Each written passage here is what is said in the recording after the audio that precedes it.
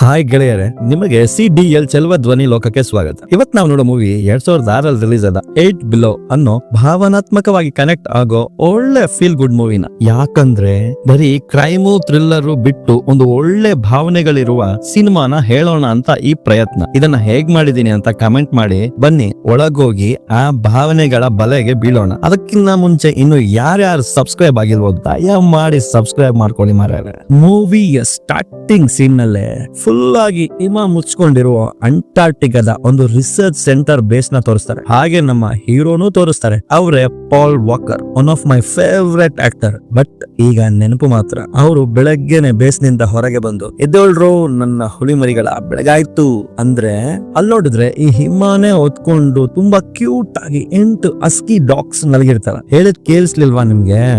Max ಹೇಳೋ, ಓಡು ಈ ಬಾಲ್ ತಗೊಂಡ್ ಬಾ ಅಂತ ಹೇಳಿ ನೆಕ್ಸ್ಟ್ ಮಾಯಾ, ಮೈ ಗರ್ಲ್ ಎದ್ದೇಳು, ತಗೋ ನೀನು ಈ ಬಾಲ್ ತಗೊಂಡ್ ಬಾ. ಎಲ್ರು ಎದ್ದೇಳ್ರು, ಇದು ಟಿಫನ್ ಟೈಮ್ ಅಂತ ನೀನ್ ಕೊಟ್ರೆ ಎಲ್ರು ಟಕ್ ಅಂತ ಎದ್ರೆ, ಲೈ ಇವಾಗ ಎಲ್ರಿಗೂ ನಿದ್ದೆ ಹೋಗ್ಬಿಡ್ತಾ ಅಂತ ಹೇಳಿ ಮೀನ್ ಹಾಕ್ತಾ ಇದ್ರೆ ಆ ಬೇಸ್ಗೆ ಒಂದು ಪ್ಲೇನ್ ಬರುತ್ತೆ. ಆ ಫ್ಲೈಟ್ ಇಂದ ಒಬ್ರು ಲೇಡಿ ಇಳಿತಾರೆ.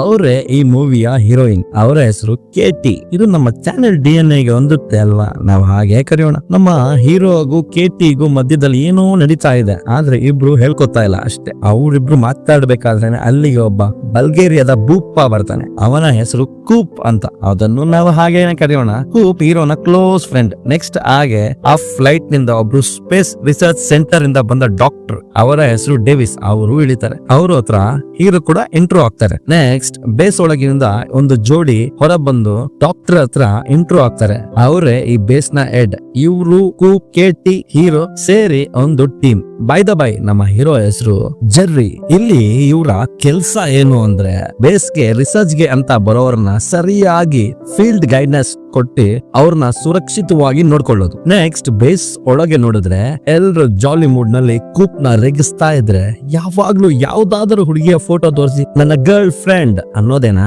ನೀನೆಲ್ಲೋ ಆ ಫೋಟೋದಲ್ಲಿ ಅಂತ ಹೀರೋ ಅಂದ್ರೆ, ಲೈ ಅವಳು ಇಟಾಲಿಯನ್ ಬೇಸ್ ನಲ್ಲಿ ಸೈಂಟಿಸ್ಟ್ ಕಣೋ, ಗ್ಯಾರಂಟಿ ನಿನ್ಗೊಂದ್ ದಿನ ಪರಿಚಯ ಮಾಡ್ತೀನಿ ಅಂತಾನೆ. ಕೂಪ್, ಹೌದೌದು ನೀನು ಮಾಡಿಸ್ತೀಯಾ, ನಾನ್ ನೋಡ್ತೀನಿ ಹೋಗೋ ಅಂತಾನೆ ಹೀರೋ. ಅಷ್ಟ್ರಲ್ಲಿ ಸ್ಪೇಸ್ ಡಾಕ್ಟರ್ ಇವರ ಹೆಡ್ ಹತ್ರ ಮಾತಾಡ್ತಾರೆ. ಅವರು ಯಾಕೆ ಬಂದಿದ್ದಾರೆ ಅಂದ್ರೆ, ಮೆರ್ಕ್ಯೂರಿ ಗ್ರಹದಿಂದ ಒಂದು ಮೀಟಿರಾಯ್ಡ್ ಅಂದ್ರೆ ಉಲ್ಕಾಶಿಲೆ ಆ ಬೇಸ್ ನ ಅಕ್ಕಪಕ್ಕದಲ್ಲೆಲ್ಲೋ ಬಂದು ಬಿದ್ದಿದೆ. ಅದನ್ನ ಕಂಡು ಹಿಡಿದು ತಗೊಂಡು ಹೋಗ್ಲಿಕ್ಕೆ ಆ ರಿಸರ್ಚ್ ಸೆಂಟರ್ ನಿಂದ ಇವರು ಬಂದಿರ್ತಾರೆ. ಇದನ್ನ ಕೇಳಿದ ಹೀರೋ, ಸರ್ ನಿಮಗೆ ಅದು ಎಲ್ಲಿ ಬಿದ್ದಿದೆ ಅಂತ ಏನಾದ್ರೂ ಐಡಿಯಾ ಇದೆಯಾ ಅಂದ್ರೆ, ಹೆಚ್ಚು ಕಡಿಮೆ ಅದು ಮೆಲ್ಬೋರ್ನ್ ಮೌಂಟೇನ್ ಹತ್ರ ಬಿದ್ದಿದೆ ಅಂತಾರೆ. ಏನು ಮೆಲ್ಬೋರ್ನ್ ಮೌಂಟೇನ್? ಅಲ್ಲಿ ಸ್ವಲ್ಪ ದಿನಗಳ ಮುಂಚೆ ನಾನು ಹೋಗಿದ್ದೆ. ತುಂಬಾ ಡೇಂಜರಸ್ ಪ್ಲೇಸ್ ಅದು. ಇವಾಗ ಬೇರೆ ಜನವರಿ ಎಂಡಿಂಗ್ ಅಲ್ಲ, ಸೊ ಐಸ್ ಲೇಯರ್ ತುಂಬಾ ಥಿಕ್ ಆಗಿರುತ್ತೆ. ಈ ವೆಹಿಕಲ್ ಗಳಿಂದ ಅಲ್ಲಿಗೆ ಹೋಗಕ್ಕಾಗಲ್ಲ, ಹಂಗೂ ಹೋಗ್ಲೇಬೇಕು. ನೋ ಅದರ್ ಚಾಯ್ಸ್ ಅಂದ್ರೆ ನಮ್ಮ ಡಾಗ್ ಸ್ಲೆಜ್ ನಿಂದಲೇ ಹೋಗ್ಬೇಕು. ನಿಜವಾಗ್ಲೂ ನಿನ್ನ ಡಾಗ್ಸ್ ನನ್ನ ಎಕ್ವಿಪ್ಮೆಂಟ್ಸ್ ನ ಎಳೆಯುತ್ತಾ ಅಂದ್ರೆ, ಅದೆಲ್ಲ ಎಳೆಯುತ್ತೆ. ಆದ್ರೆ ಅಲ್ಲಿನ ಪರಿಸ್ಥಿತಿ ಅಂದ್ರೆ, ಆಗ ಮಧ್ಯಕ್ಕೆ ಬಂದ ಹೆಡ್, ನೋಡು ಜರಿ, ಇವರು ತುಂಬಾ ದೂರದಿಂದ ನಮ್ಮನ್ನ ನಂಬಿ ಬಂದಿದ್ದಾರೆ, ಅವ್ರಿಗೆ ನಾವು ಹೆಲ್ಪ್ ಮಾಡ್ಲೇಬೇಕು ಅಂತಂದ್ರೆ, ಸರಿ ಓಕೆ, ಅವ್ರು ಬೇರೆ ನಮ್ಮನ್ನ ನಂಬ್ಕೊಂಡ್ ಬಂದವ್ರೆ, ನೀವು ಬೇರೆ ಹೇಳ್ತಾ ಇದೀರಾ, ಸರಿ ಈಗ ರೆಸ್ಟ್ ಮಾಡಿ ನಾಳೆ ಬೆಳಗ್ಗೆ ಹೊರಡೋಣ ಅಂತ ಹೇಳಿ ಹೀರೋ, ಬನ್ರೋ ಗೆಳೆಯರ ಅಂತ ಕರೆದು ಡಾಗ್ಸ್ ನೆಲ್ಲ ತುಂಬಾ ಕ್ಯೂಟ್ ಆಗಿ ಕರ್ಕೊಂಡು ಹೊರಗೆ ಹೋಗ್ತಾರೆ. ಹಾಗೆ ಹೀರೋ ನೆಕ್ಸ್ಟ್ ಒಂದೊಂದೇ ಡಾಗ್ ನ ಚೈನ್ ನಲ್ಲಿ ಕಟ್ತಾ ಇದ್ರೆ, ಮೈ ಗರ್ಲ್ ಮಾಯಾ, ಇದು ಲಾಸ್ಟ್ ಟ್ರಿಪ್ ಹೋಗ್ ಬಂದ್ಮೇಲೆ ನಾವು ಇಲ್ಲಿಂದ ನಮ್ಮ ಊರ್ಗೆ ಎಲ್ರು ಹೋಗೋಣ ಅಂತ ಹೇಳಿ, ಲೇ ಮ್ಯಾಕ್ಸ್ ಅಂತಂದ್ರೆ ಅದು ಆಕಾಶದಲ್ಲಿ ಸ್ಟಾರ್ ಬೀಳ್ತಿರೋದನ್ನ ನೋಡಿ ಬೊಗಳ್ತಾ ಇರ್ತಾರೆ. ಓಹೋ ಅದೆಲ್ಲ ನಿನ್ಗೆ ಇಷ್ಟನಾ, ಸರಿ ಈಗೆಲ್ಲ ಹೋಗಿ ಮಲ್ಕೊಳ್ಳಿ, ಬೆಳಗ್ಗೆ ಒಂದು ಟ್ರಿಪ್ ಇದೆ ಅಂತ ಹೇಳಿ ಆ ಡಾಗ್ಸ್ ನೆಲ್ಲ ಮುದ್ದಾಡಿ ಮಲಗಿಸಿ ತನ್ನ ಕ್ಯೂಟಿಯಾದ ಕೇಟಿನ ನೋಡಕ್ ಹೋಗ್ತಾರೆ. ನಿಮಗೆ ಐಸ್ ಕ್ರೀಮ್ ಅಂದ್ರೆ ಇಷ್ಟ ತಾನೆ ಅಂತ ಕೇಟಿನ ಕೇಳ್ತಾ ಇದ್ರೆ, ಏನೋ ಐಸ್ ಕ್ರೀಮಾ ಅಂತ ಕೆಳಗಿದ್ದ ಕೂಪ್ ಅಂದ್ರೆ ಅವನು ತುಳಿದು ರೇಗಿಸ್ತಾ ಇರ್ತಾನೆ ಹೀರೋ. ಇದನ್ನೆಲ್ಲ ಆ ಡಾಕ್ಟರ್ ನೋಡಿ ಏನಪ್ಪ ಹಿಂಗಾಡ್ತಾ ಇದ್ದಾರೆ ಅನ್ಕೊಂತಾರೆ.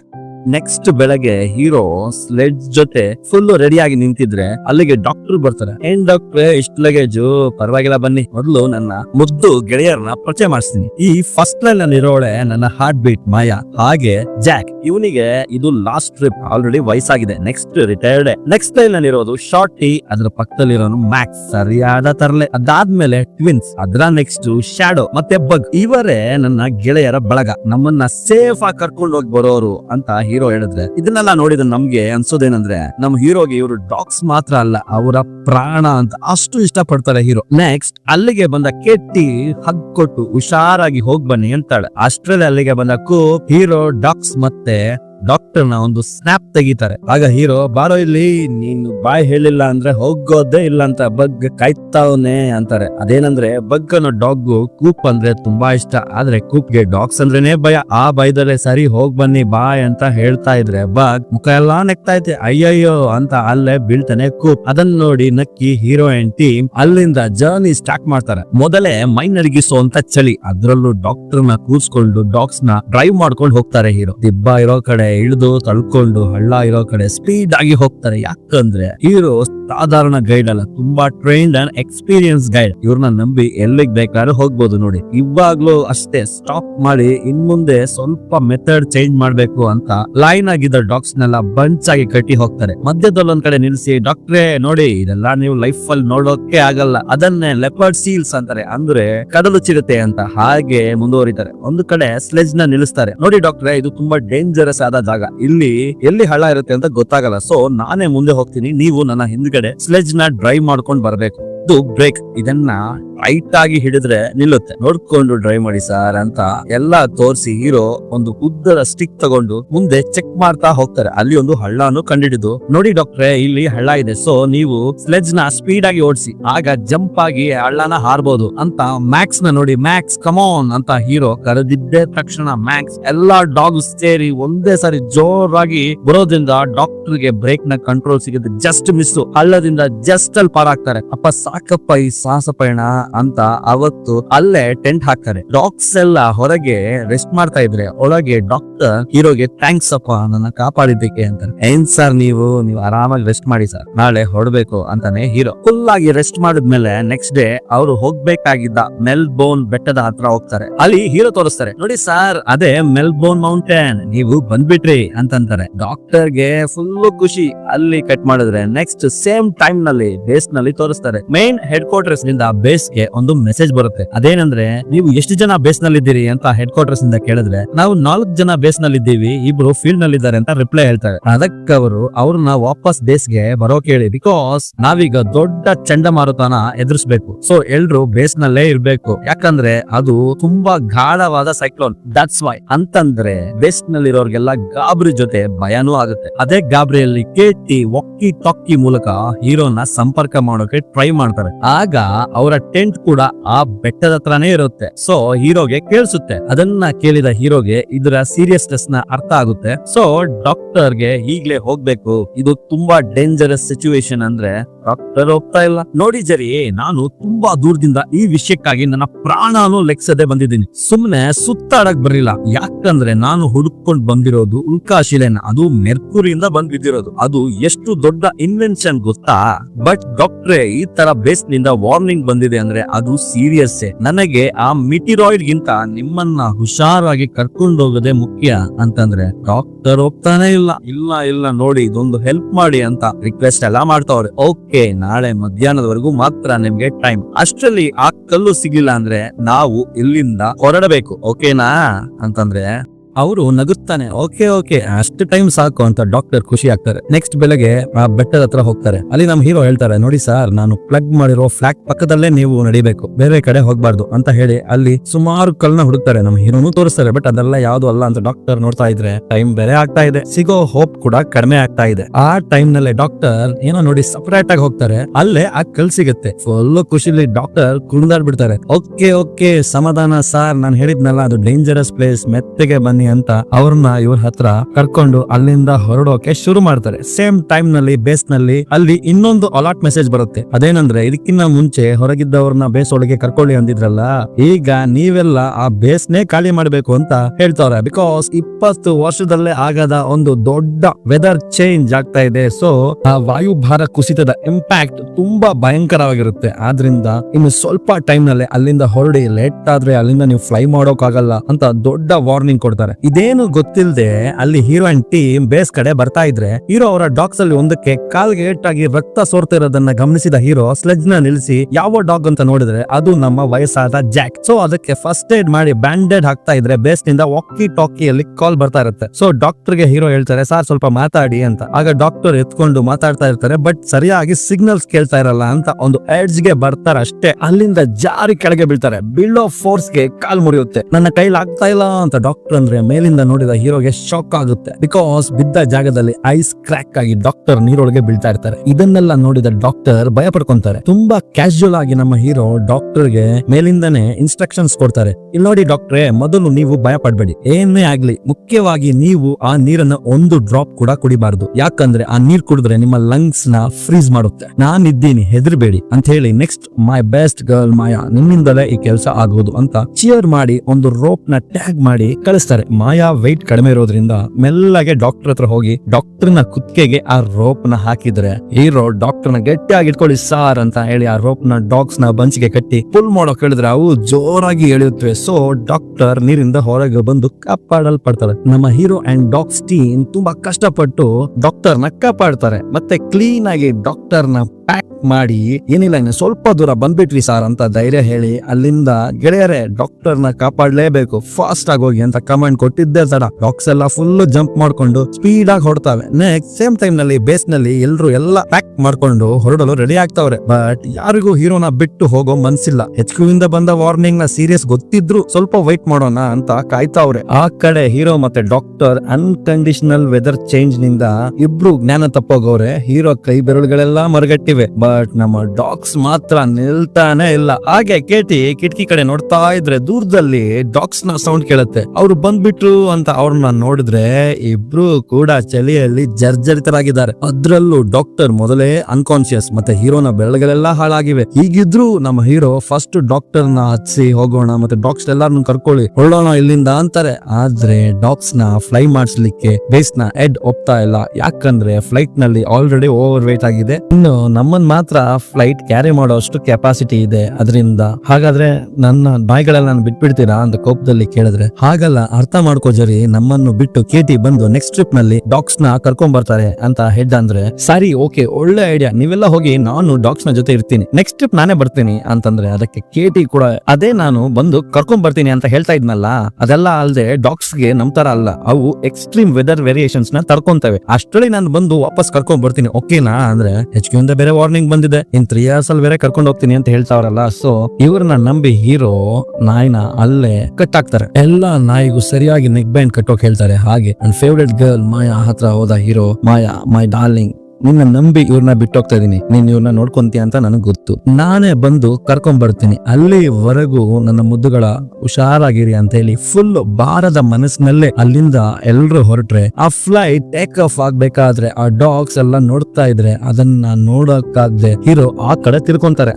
ನೆಕ್ಸ್ಟ್ ಕಟ್ ಮಾಡಿದ್ರೆ ಇವರು ಬೇರೆ ಬೇಸ್ ನಲ್ಲಿ ಇದ್ದಾರೆ. ಅಲ್ಲಿ ನಿದ್ದೆಯಿಂದಿದ್ದ ಹೀರೋ ಕೂಪ್ ಹತ್ರ ಫಸ್ಟ್ ಕೇಳೋದೆ, ಸರಿ ಇಲ್ಲಿ ನನ್ನ ಡಾಗ್ಸ್ ಕರ್ಕೊಂಡ್ ಬಂದ್ಬಿಟ್ರ ಅಂದ್ರೆ ಕೂಪ್ ತಡಬಡಾಯಿಸ್ತಾ ಅದು ಅಂದ್ರೆ ಓಕೆ ಅಂತ ನೇರ ಕೋಪದಲ್ಲಿ ಕೇಟಿ ಹತ್ರ ಹೋಗಿ ಎಲ್ಲಿ ಡಾಗ್ಸ್ ಅಂದ್ರೆ ಇಲ್ಲ ಅದು ವೆದರ್ ತುಂಬಾ ಕೆಟ್ಟದಾಗಿದೆ, ಕ್ಯಾಪ್ಟನ್ ಫ್ಲೈ ಮಾಡಬಾರ್ದು ಅಂದ್ರು. ಏನ್ ಹೇಳ್ತಾ ಇದ್ದೀರಾ, ಇಲ್ಲಿಂದ 3 hours ಅಷ್ಟೇ ಅಂತ ಕೋಪದಲ್ಲಿ ಸ್ವಲ್ಪನೂ ಯೋಚಿಸದೆ ಡೈರೆಕ್ಟ್ ಆಗಿ ಕ್ಯಾಪ್ಟನ್ ಹತ್ರನೇ ಹೋದ್ರೆ ಅಲ್ಲಿ ಕ್ಯಾಪ್ಟನ್ ತುಂಬಾ ಸೀರಿಯಸ್ ಆಗಿ ಕೆಲಸ ಮಾಡ್ತಾವ್ರೆ. ಅಲ್ಲಿಗೆ ಹೋದ ಹೀರೋನ ನೋಡಿದ ಕ್ಯಾಪ್ಟನ್, ನೀವ್ಯಾರು? ಕ್ಯಾಪ್ಟನ್, ನಾವು ಈ ತರ ಬೇಸ್ ನಿಂದ ಬಂದಿರೋದು. ಓ ಪಾಲ್ ನವರ ಟೀಮ್ ನವರ ಏನು ಅಂದ್ರೆ ಈ ತರ ನಮ್ಮ ಬೇಸ್ ನಲ್ಲಿ ಇನ್ನೂ ಸ್ವಲ್ಪ ಜನ ಇದ್ದಾರೆ, ಸೊ ನೀವು ಫ್ಲೈಟ್ ಕೊಟ್ರೆ ಸಾಕು, ಇಲ್ಲಿಂದ 3 hours ಅಷ್ಟೇ, ನನ್ನ ಹತ್ರ ಪೈಲಟ್ ಇದ್ದಾರೆ ಅಂದ್ರೆ ಏನು ನೆನ್ನೆನೆ ನಿಮ್ ಬೇಸ್ ನಿಂದ ಎಲ್ರನ್ನು ಕರ್ಕೊಂಡ್ ಬಂದ್ರಿ ಅಂದ್ರು. ಅದು ನಮ್ಮ ಡಾಗ್ಸ್ ಅಲ್ಲೇ ಇದೆ ಅಂತ ಹೀರೋ ಅಂದ್ರೆ ಏನು ನಾಯಿಗಳ ತಮ್ಮ ಏನ್ ಮಾತಾಡ್ತಾ ಇದೀಯಾ, ಇಲ್ಲಿ ಏನ್ ನಡೀತಾ ಇದೆ ಅಂತ ಗೊತ್ತಾ ನಿಮ್ಗೆ? ಎಷ್ಟು ಜನನ ಕಾಪಾಡಕ್ ಎಷ್ಟು ಜನ ಕಷ್ಟ ಪಡ್ತಾ ಇದಾರೆ ಗೊತ್ತಾ? ಆಲ್ರೆಡಿ ಕಾಪಾಡಕ್ ಹೋದವರಲ್ಲೇ ಸ್ವಲ್ಪ ಜನ ಕಾಣ್ತಾ ಇಲ್ಲ, ಅದಲ್ಲದೆ ನಮ್ಮ ಹತ್ರ ಕರೆಕ್ಟ್ ಆಗಿ ಸಪ್ಲೈ ಕೂಡ ಬರ್ತಾ ಇಲ್ಲ. ಇನ್ನು 2 ದಿನದಲ್ಲಿ ತುಂಬಾ ಭಯಂಕರವಾದ ಚಂಡಮಾರುತ ಇಲ್ಲಿಗೆ ಬಂದು ಹೊಡೆಯುತ್ತೆ. ನಾವು ಮೊದಲು ಇಲ್ಲಿಂದನೇ ಫಸ್ಟ್ ಖಾಲಿ ಮಾಡ್ಬೇಕು, ನೆಕ್ಸ್ಟ್ ವಿಂಟರ್ ವರೆಗೂ ಇಲ್ಲಿ ಫ್ಲೈ ಮಾಡಬಾರ್ದು ಅಂತ ಮೇಲಿಂದ ಆರ್ಡರ್ ಬೇರೆ ಮಾಡೋರೆ. ಅಂತಂದ್ರೆ ಸಾರ್ ಪ್ಲೀಸ್ ಸಾರ್ ಹೆಲ್ಪ್ ಮಾಡಿ ಅಂತ ಹೀರೋ ಎಷ್ಟೇ ಕೇಳಿದ್ರು ಕ್ಯಾಪ್ಟನ್ ಒಪ್ತಾ ಇಲ್ಲ. ಇವ್ರನ್ನ ಹೊರಗಡೆ ಕಳ್ಸಿ ಅಂತಾರೆ. ವಿಂಟರ್ ವರೆಗೂ ಇಲ್ಲಿಗೆ ಯಾರು ಹೋಗೋ ಹಾಗಿಲ್ಲ. ಅಂದ್ರೆ ಇಷ್ಟು ದಿನ ಪ್ರೀತಿಯಿಂದ ಸಾಕಿದ ನಾಯಿಗಳ ಪರಿಸ್ಥಿತಿ, ಅವನ್ನೆಲ್ಲ ಕಟ್ಟಿ ಬೇರೆ ಬಂದಿರ್ತಾರೆ. ಪಾಪ ನಮ್ ಹೀರೋ ಅವರ ಮನಸ್ಸು ಅಷ್ಟು ನೋವು ತಿಂತಾ ಇರುತ್ತೆ. ಏನು ಮಾಡೋದು ಅಂತ ಗೊತ್ತಿಲ್ಲದೆ ರೂಮ್ ಅಲ್ಲಿ ಬಂದು ಕೂತ್ಕೊಂತಾರೆ. ಅಲ್ಲಿಗೆ ಕೇಟಿ ಬಂದು ರಿಯಲಿ ಸಾರಿ, ನಾನು ಹೋಗ್ಬೇಕು ಅಂತ ತುಂಬಾ ಟ್ರೈ ಮಾಡಿದೆ, ಬಟ್ ನನ್ನ ಬಿಡ್ಲಿಲ್ಲ. ನಿಜವಾಗ್ಲು ಅಲ್ಲಿ ಅಷ್ಟು ದೊಡ್ಡ ಚಂಡಮಾರುತ ಬಂದಿದೆ, ನಾನೇನ್ ಮಾಡ್ಲಿ ಅಂತ ತುಂಬಾ ನೋವಲ್ಲಿ ಹೇಳಿದ್ರೆ, ಪಾಪ ನೀನ್ ತಪ್ಪೆಲ್ಲ ಬಿಡು ಅಂತ ಕೇಟಿಗೆ ಹೇಳಿ ಇವ್ರೇ ಮನಸ್ಸೊಳಗೆ ಬೈಕೊಂತಾರೆ, ನಿನ್ಗೆಲ್ಲೋಯ್ತು ಬುದ್ಧಿ, ನೀನ್ ಯಾಕೋ ಬಿಟ್ಟು ಬಂದೆ ಅಂತ.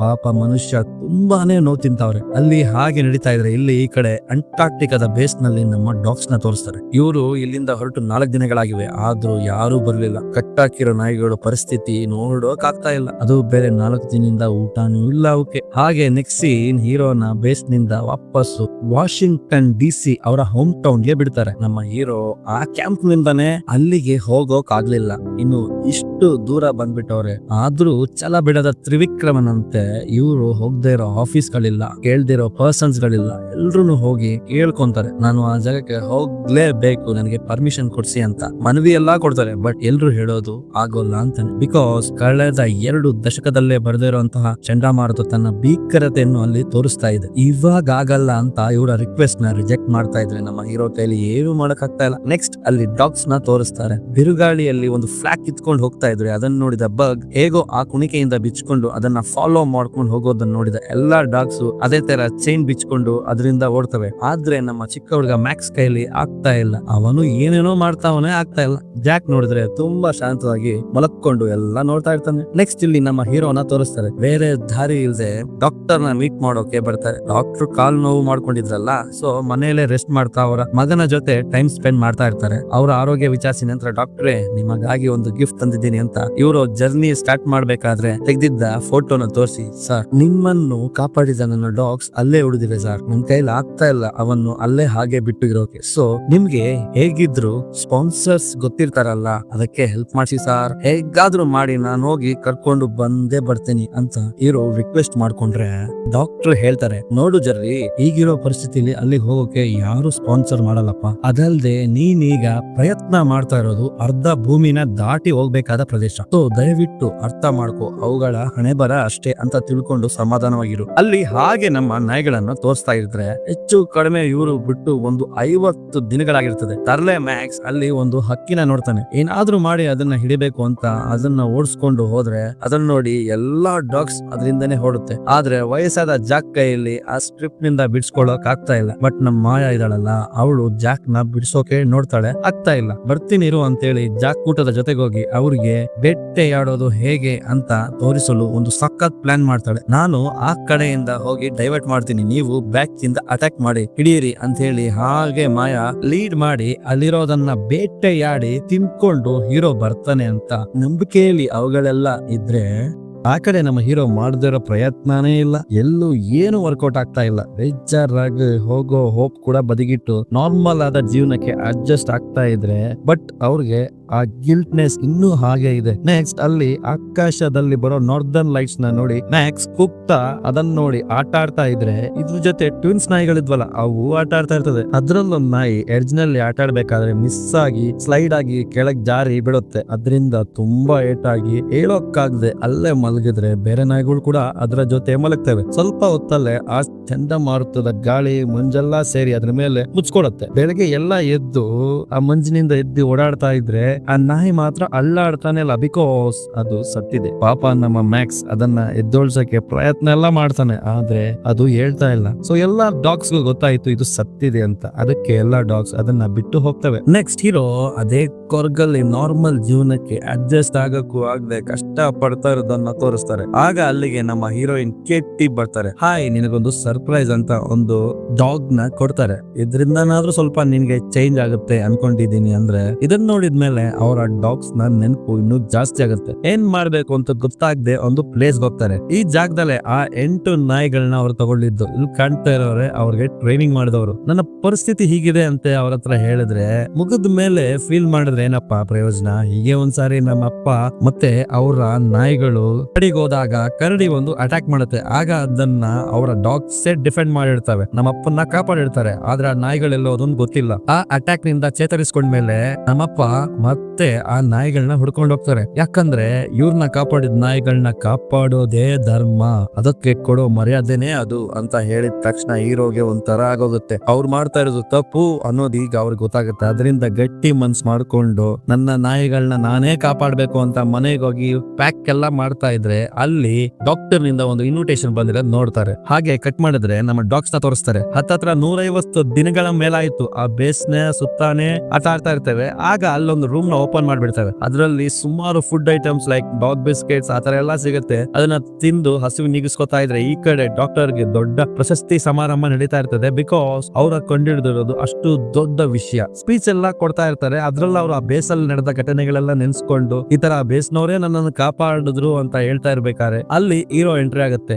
ಆಗ ಡಾಕ್ಟರ್ ಹೋಗಿ ಹೀರೋ ಹತ್ರ ಮಾತಾಡ್ತಾರೆ, ಹೇಗಿದ್ಯಪ್ಪ ಈಗ ಪರವಾಗಿಲ್ವಾ ಅಂತಂದ್ರೆ, ಸರ್ ನಾನು ಹೊರಡ್ತೀನಿ. ಏನ್ ಹೇಳ್ತಾ ಇದೀಯ ನೀನು? ಹೌದು ಸರ್, ಇಲ್ಲಿ ಇಟ್ಕೊಂಡು ಆ ನೋವ್ನ ತಿನ್ನೋದ್ಕಿಂತ ಎಷ್ಟು ದೊಡ್ಡ ದಾರಿ ಆದ್ರೂ ಪರವಾಗಿಲ್ಲ, ನಾನ್ ಹೋಗ್ತೀನಿ. ಕಾರೋ ಟ್ರೈನೋ ಬಸ್ಸೋ ಆದ್ರೂ ಪರವಾಗಿಲ್ಲ, ಅಲ್ಲಿ ಕೇಳ್ಕೊಂಡಾದ್ರೂ ಹೋಗ್ತೀನಿ. ಆ ಬಾರ್ಡರ್ಗೆ ಹೋದ್ರೆ ಅಲ್ಲಿಂದ ಸುಮಾರು ದಾರಿಗಳಿವೆ ಆ ಪ್ಲೇಸ್ಗೆ ಹೋಗಕ್ಕೆ, ನಾನು ಹೋಗ್ ಬರ್ತೀನಿ ಸರ್ ಅಂದ್ರೆ ಆಗ ಡಾಕ್ಟರ್ ಏನ್ ಹೇಳ್ಬೇಕು ಅಂತ ಗೊತ್ತಾಗ್ತಾ ಇಲ್ಲ. ಆಗ ಹೀರೋ ಮತ್ತೆ, ಸರ್ ಅವತ್ತು ಆ ಮೌಂಟೇನ್ ಮೇಲಿದ್ದಾಗ ನಾವು ಹೊರಡ್ಬೇಕು ಅಂದಾಗ ನೀವು ಆ ಕಲ್ಲು ಹುಡ್ಕೋಕೋಸ್ಕರ ನಮಗೆ ಒಂದು ಬೇಕು ಅಂದ್ರೆ ನಾವೇ ಟ್ರೈ ಮಾಡ್ಬೇಕು ಅಂತ ಹೇಳಿದ್ರಲ್ಲ, ಸೊ ಈಗ ಆ ಮಾತು ನನಗೆ ಜ್ಞಾಪಕ ಬರ್ತಾ ಇದೆ ಅಂತ ಹೇಳಿ ತುಂಬಾ ಭಾವನಾತ್ಮಕವಾಗಿ ಹೀರೋ ಹೇಳಿ ಹೊರಟ್ರೆ ಎಲ್ಲ ಕೇಳಿದ ಡಾಕ್ಟರ್ ಮನಸ್ಸು ಫುಲ್ ಫೀಲ್ ಆಗುತ್ತೆ. ಅವತ್ತು ನೈಟ್ ಡಾಕ್ಟರ್ ಮನೆಗೆ ಬಂದ್ರೆ ಅವರ ಮಗ ಒಂದು ಡ್ರಾಯಿಂಗ್ ಬರ್ದಿರ್ತಾನೆ. ಅದೇನಂದ್ರೆ 8 ಡಾಗ್ಸ್ ನ ಬರೆದು ಇವೇ ನನ್ನ ಹೀರೋ ಬಿಕಾಸ್ ನಮ್ಮ ಅಪ್ಪನ್ನ ಕಾಪಾಡಿದಾವೆ ಅಂತ ಬರ್ದಿರುತ್ತೆ. ಅದನ್ನ ನೋಡಿ ಡಾಕ್ಟರ್ ಫುಲ್ ಫೀಲ್ ಆಗಿ ರಿಯಲೈಸ್ ಆಗ ನಿಜವಾಗ್ಲೂ ನಾನು ಇವತ್ತಿದ್ದೀನಿ ಅಂದ್ರೆ ಆ ಡಾಗ್ಸೇ ಕಾರಣ, ಸ್ಪೆಷಲಿ ಮಾಯಾ ನಿಮ್ಮನ್ನೆಲ್ಲ ಮಿಸ್ ಮಾಡ್ಕೊತಾ ಇದೀನಿ ಅಂತ ಮನಸ್ಸಿನಲ್ಲೇ ಅನ್ಕೊಂಡ್ರೆ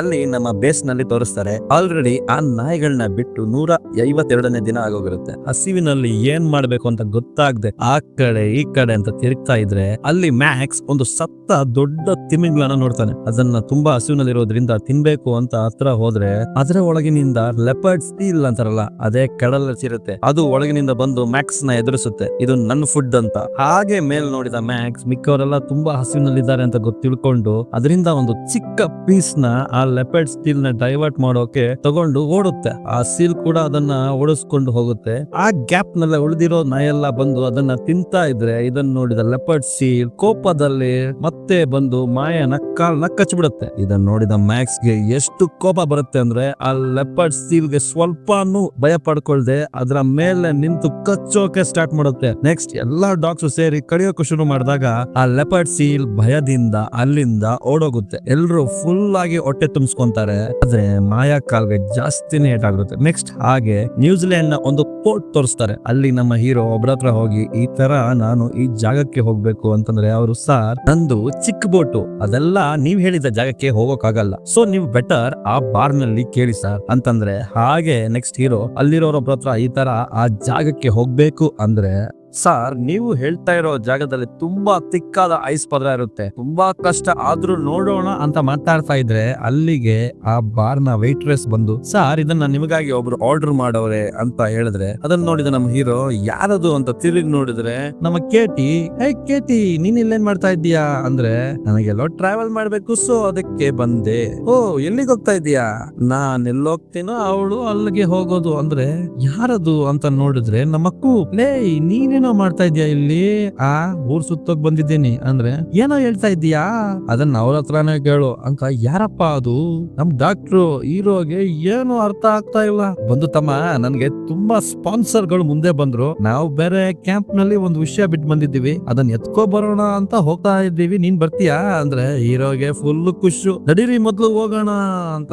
ಹೇಗೂ ಕೆಟ್ಟಿ ಪೈಲಟ್ ಅಲ್ಲ, ಸೊ ಅಲ್ಲಿಂದ ಒಂದು ಹೆಲಿಕಾಪ್ಟರ್ ಎತ್ಕೊಂಡು ಹೋಗ್ತಾರೆ. ಇಲ್ಲಿ ಹೀಗೆ ನಡೀತಾ ಇದ್ರೆ ಅಲ್ಲಿ ನಮ್ಮ ಡಾಗ್ಸ್ ನ ತೋರಿಸ್ತಾರೆ. ತುಂಬಾ ದೂರ ನಡೆದಿದ್ರಿಂದ ಮಾಯಾಗೆ ಕಾಲು ನೋವು ಜಾಸ್ತಿ ಆಗಿ ಹಾಗೆ ಸುಸ್ತಾಗಿ ಮಲ್ಬಿಡುತ್ತೆ. ಮಿಕ್ಕ ಡಾಗ್ಸ್ ಕೂಡ ಅದ್ರ ಜೊತೆನೆ ಮಲಗುತ್ತೆ. ಅದಲ್ಲದೆ ಭಯಂಕರವಾದ ಹಿಮಪಾತನೂ ಆಗುತ್ತೆ. ಇದ್ರ ನಡುವೆ ನಮ್ಮ ಹೀರೋ ಬಂದ ಹೆಲಿಕಾಪ್ಟರ್ ಒಂದು ಶಿಪ್ ನಲ್ಲಿ ಲ್ಯಾಂಡ್ ಆಗುತ್ತೆ. ಇದರಿಂದ ಮುಂದೆ ಈ ಶಿಪ್ ನಲ್ಲೇ ಅಂಟಾರ್ಟಿಕಾ ಕಡೆಗೆ ಹೋಗೋದು. ಶಿಪ್ ಆ ಹಿಮ ಪದರಗಳನ್ನೆಲ್ಲ ಹೊಡ್ಕೊಂಡು ತುಂಬಾ ಬೇಗ ಹೋಗ್ತಾ ಇದ್ರೆ ನಮ್ಮ ಹೀರೋನ ಮುಖ ನೋಡ್ಬೇಕು. ಎಷ್ಟು ದಿನಗಳಾದ ಮೇಲೆ ಅವರ ಡಾಗ್ಸ್ ನ ನೋಡ್ತಾವ್ರೆ. ಹತ್ರ ಹೋಗ್ತಾ ಹೋಗ್ತಾ ಇವರ ಹಾರ್ಟ್ ಬೀಟ್ ರೈಸ್ ನಲ್ಲೇ ಇರುತ್ತೆ. ಅದ್ರೊಳಗೆ ಇನ್ನೊಂದು ಸಮಸ್ಯೆ ಬೇರೆ ಆಗುತ್ತೆ. ಅವ್ರು ಹೋಗ್ತಾ ಇದ್ದ ರೂಟ್ ನಲ್ಲಿ ಒಂದು ದೊಡ್ಡ ಐಸ್ ಬಂಡೆ ಅಡ್ಡ ಆಗುತ್ತೆ. ಆ ಶಿಪ್ ನ ಕ್ಯಾಪ್ಟನ್ ತುಂಬಾ ಟ್ರೈ ಮಾಡ್ತಾರೆ, ಬಟ್ ಅವ್ರಿಗೆ ಸದ್ಯ ಅಲ್ಲಿಂದ ಮುಂದೆ ಹೋಗಲ್ಲ ಅಂತ ಕೈ ಎತ್ ಬಿಡ್ತಾರೆ. ಇವಾಗ ಹೀರೋಗೆ ಹೇಗಾಗ್ಬೇಡ ಹೇಳಿ, ಆಲ್ರೆಡಿ 80% ದಾರಿ ದಾಟಿ ಬಂದವ್ರೆ, ಇನ್ನು ಹೆಚ್ಚು ಕಡಿಮೆ 100 ಕಿಲೋಮೀಟರ್ ಹೋದ್ರೆ ಆ ಜಾಗ. ಇವಾಗ ಹಿಂಗಾದ್ರೆ ಅಂತ ಫುಲ್ ಟೆನ್ಷನ್ ಅಲ್ಲಿ ಇದ್ರೆ ಆಗ ನಮ್ ಕುಗ್ಗೆ ಏನೋ ಒಳ್ದಂದಾಗುತ್ತೆ. ಸಿಮಿನಾಟ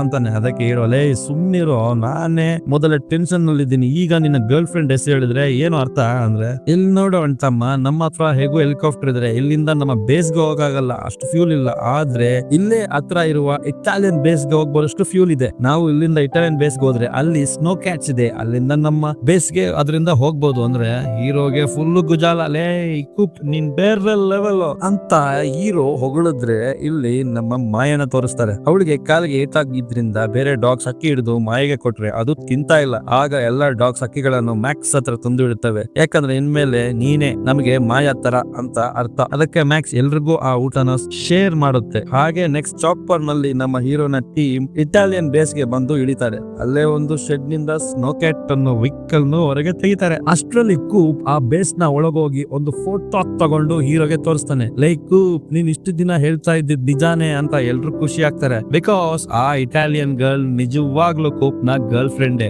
ಓಕೆ ಅಂತ ಸ್ಟಾರ್ಟ್ ಮಾಡು ಅಂದ್ರೆ ಈಗ ಇವರ ಬೇಸ್ ಕಡೆ ಹೋಗ್ತಾರೆ. ಅದು ತುಂಬಾ ಗಂಟೆಗಳ ಟ್ರಾವೆಲ್. ಹೇಗೋ ಮಾಡಿ ಆ ಬೇಸ್ ಹತ್ರ ಬರ್ತಾರೆ. ಅಲ್ಲಿಗೆ ಬಂದ್ಮೇಲೆ ಹೀರೋನ ಮನಸ್ಥಿತಿ ಒಂದ್ ಕಡೆ ಭಯ, ಇನ್ನೊಂದ್ ಕಡೆ ಗಾಬರಿ. ಲಾಸ್ಟ್ ಅಲ್ಲಿ ನಾಯಿ ಎಲ್ಲ ಕಟ್ಟಿದ್ರಲ್ಲ, ಅಲ್ಲಿಗೆ ಬಂದು ಆ ಚೈನ್ ತೆಗೆದ್ರೆ ಅವ್ರಿಗೆ ತುಂಬಾ ದುಃಖ ಆಗುತ್ತೆ. ಯಾಕಂದ್ರೆ ಜಾಕ್ ಅಲ್ಲಿ ಸತ್ತಿರ್ತಾನೆ. ಆಗ ಇವನಿಗೆ ಸಾಯೋವರೆಗೂ ಈ ಕುಡಿಕೆಯಿಂದ ತಪ್ಪಿಸ್ಕೊಳ್ಳೋದೇ ಬರ್ಲಿಲ್ಲ ಅಂತ ಅಳ್ತಾರೆ. ಹಾಗೆ ಎಲ್ಲ ಸತ್ತೋಗಿದೆ ಅಂತ ಎಲ್ಲಾ ಚೈನ್ ನೋಡಿದ್ರೆ ಎಲ್ಲೂ ಡಾಗ್ಸೇ ಇಲ್ಲ. ಇವಾಗ ಸ್ವಲ್ಪ ಹೋಪ್ ನಲ್ಲಿ ನಮ್ಮ ಹೀರೋ ಆ ಕಡೆ ಈ ಕಡೆ ನೋಡ್ತಾ ಇದ್ರೆ ತುಂಬಾ ದೂರದಲ್ಲಿ ನಮ್ಮ ಮ್ಯಾಕ್ಸ್ ನ ನೋಡ್ತಾರೆ. ಅದರ ಹಿಂದೆ ಹಂಗೆ ಬೇರೆ ಡಾಗ್ಸ್ ಕೂಡ ಬರುತ್ತೆ. ನಮ್ಮ ಮ್ಯಾಕ್ಸ್ ಹೀರೋನ ನೋಡಿದ ತಕ್ಷಣ ಅಲ್ಲಿಂದ ಓಡ್ ಬಂದು ಹೀರೋನ ಜಂಪ್ ಮಾಡಿ ತಪ್ಕೊಳ್ಳುತ್ತೆ. ಇನ್ನೊಂದ್ ಕಡೆ ಬಗ್, ಅದು ಬೇರೆ ಕೂಪ್ ನ ಕಣ್ ಕಡೆ ಎಲ್ಲ ಮುತ್ ಕೊಡ್ತಾ ಇದ್ರೆ ಅಲ್ಲಿ ನಮ್ಮ ಹೀರೋಗೆ ಸಂತೋಷದಲ್ಲಿ ಕಣ್ಣೀರೇ ಬಂದ್ಬಿಡುತ್ತೆ. ಸಾರಿ ಕಂಡ್ರು, ಇಷ್ಟು ದಿನ ನಿಮ್ಮನ್ನ ಬಿಟ್ಟು ಹೋಗ್ಬಿಟ್ಟೆ ಅಂತ ಎಲ್ಲದನ್ನು ತಬ್ಕೊಂಡು ನೋಡ್ತಾ ಇದ್ರೆ ಎಂಟ್ರಲ್ಲಿ 5 ಇದೆ. ಒಂದು ಕಟ್ಟಾಕಿರೋದ್ ಕಡೆನೆ ಸತ್ತೋಗಿದೆ, ಇನ್ನೊಂದು ಬೆಟ್ಟದ ಮೇಲಿಂದ ಜಾರ್ ಬಿದ್ದು ಸತ್ತೋಯ್ತು, ಇನ್ನು ಮಾಯ ಬದುಕಿರೋದು ಇವ್ರಿಗೆ ಗೊತ್ತಿಲ್ಲ. ಇದನ್ನ ನೋಡಿದ ಹೀರೋ, ನನ್ನ ಕಾಯ್ಕೊಂಡು ನೀವಾದ್ರೂ ಇದ್ರಲ್ಲ ಗಾಡಿಗೆ ಹತ್ತಿ ಅಂತ ಎಲ್ರನ್ನು ಹತ್ತಿಸ್ತಾ ಇದ್ರೆ, ಬಿಕಾಸ್ ಇನ್ನು ಚಂಡಮಾರುತ ನಿಂತಿಲ್ಲ, ಇವ್ರು ಆದಷ್ಟು ಬೇಗ ಇಲ್ಲಿಂದ ಹೊರಡ್ಬೇಕು. ಆರೋ ಮ್ಯಾಕ್ಸ್ ಬೇಗ ಹತ್ತು ಅಂದ್ರೆ ಮ್ಯಾಕ್ಸ್ ಹತ್ತದೆ ಓಡ್ತಾ ಇರುತ್ತೆ. ಲೇ ಎಲ್ಲೋ ಹೋಗ್ತಾ ಇದೀಯಾ ಅಂತ ಹೀರೋ ಅದನ್ನ ಫಾಲೋ ಮಾಡ್ಕೊಂಡು ಹೋದ್ರೆ ಮ್ಯಾಕ್ಸ್ ಮಾಯಾ ಹತ್ರ ಹೋಗಿ ನಿಲ್ಲುತ್ತೆ. ಮಾಯನ ನೋಡಿದ ಹೀರೋಗೆ ಎದೆ ಕಿವುಚ್ ಬರುತ್ತೆ. ಮಾಯಾ ಪ್ಲೀಸ್ ಹೇಳು, ನಿನಗಾಗಿ ನಾನು ಮತ್ತೆ ಬಂದಿದ್ದೀನಿ, ನನಗ್ ಗೊತ್ತು ನೀನು ಇವ್ರನ್ನ ತುಂಬಾ ಚೆನ್ನಾಗಿ ನೋಡ್ಕೊಂಡಿರ್ತೀಯ ಅಂತ ಫುಲ್ ಫೀಲ್ ಆಗಿ ಅಳ್ತಾ ಇದ್ರೆ ಆಗ ಮಾಯಾ ಮೆಲ್ಲಗೆ ತಲೆ ಎತ್ತಿ ನೋಡ್ತಾಳೆ. ಈ ಕಡೆ ಮ್ಯಾಕ್ಸ್ ಮತ್ತೆ ನಮ್ಮ ಹೀರೋ ಇಬ್ರು ಖುಷಿಲಿ ಕೂಗ್ತಾರೆ. ಡಾಕ್ಟ್ರು ಎಲ್ಲೋದ್ರು ಇವ್ರು ಅಂತ ನೋಡ್ತಾ ಇದ್ರೆ ಹೀರೋ ಮಾಯಾ ಜೊತೆ ಎಂಟ್ರಿ ಕೊಡೋದನ್ನ ನೋಡಿ ಇಡೀ ಟೀಮ್ ಫುಲ್ ಖುಷಿ ಆಗುತ್ತೆ. ಇವಾಗ ಹೊರಡೋಣ ಬಾರೋ ಅಂದ್ರೆ ಮ್ಯಾಕ್ಸ್ ಓಡೋಗಿ ಗಾಡಿ ಹತ್ತುತ್ತೆ. ಹಾಗೆ ಆ ಗಾಡಿ ಆ ಹಿಮ ಪ್ರದೇಶದಲ್ಲಿ ಹೋಗ್ತಾ ನಮ್ಮ ಜಾಕ್ ನ ಸಮಾಧಿಯನ್ನ ತೋರಿಸ್ತಾರೆ. ರಿಯಲಿ ಇದೊಂದು ನೈಜ ಘಟನೆ ಅಂತೆ. ಅದನ್ನೇ ಸ್ವಲ್ಪ ರೂಪಾಂತರ ಮಾಡಿ ಸಿನಿಮಾ ಮಾಡಿದ್ದಾರೆ. ಹೇಗಿತ್ತು ಸಿನಿಮಾ? ಅದ್ರಲ್ಲೂ ಈ ಪೆಟ್ ಲವರ್ಸ್ ಗೆ ಅವರ ಪೆಟ್ ಗಳ ಜೊತೆ ಇರೋ ಭಾವನೆಗಳೇ ಬೇರೆ ಲೆವೆಲ್. ಒನ್ಸ್ ಅಗೇನ್ ಹೇಗ್ ಮಾಡಿದೀನಿ ಅಂತ ಕಾಮೆಂಟ್ ಮಾಡಿ. ಇನ್ನು ಯಾರ್ಯಾರು ಸಬ್ಸ್ಕ್ರೈಬ್ ಮಾಡ್ಕೊಂಡಿಲ್ವ ದಯ ಮಾಡಿ ಸಬ್ಸ್ಕ್ರೈಬ್ ಮಾಡ್ಕೊಳ್ಳಿ ಮಾರ್ಯಾರೆ. Thank you.